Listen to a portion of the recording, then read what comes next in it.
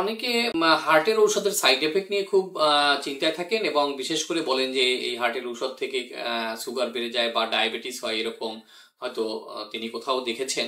তো এখন আমাদের এটা নিয়ে ব্যাখ্যা দেওয়ার প্রয়োজন রয়েছে, এবং সেটি হলো হার্টের যে ঔষধগুলো হার্টের হার্ট অ্যাটাকের পরে বা হার্টে ব্লকেজ হওয়ার পরে বা অ্যানজাইনা বা চেস্ট পেইন হওয়ার পরে, বুকে ব্যথা হওয়ার পরে আমরা দিয়ে থাকি, সেই ঔষধগুলো অত্যাবশ্যকীয় ঔষধ হার্টের জন্য, বেঁচে থাকার জন্য, হার্টকে সেভ করার জন্য। কিন্তু এই ঔষধগুলোর মধ্যে দুটো ঔষধ রয়েছে, যেমন স্ট্যাটিন এবং বিটা ব্লকার। এগুলো দেখা যায় যে একটু ইনসুলিন রেজিস্ট্যান্স তৈরি করে অথবা একটু মেটাবলিজমে একটু ডিসরেগুলেশন তৈরি করে, এবং তখন সামান্য পরিমাণ সুগার এখান থেকে বাড়তে পারে। এটা অনেক বেশি বাড়বে তা নয়, খুব অল্প পরিমাণে বাড়বে।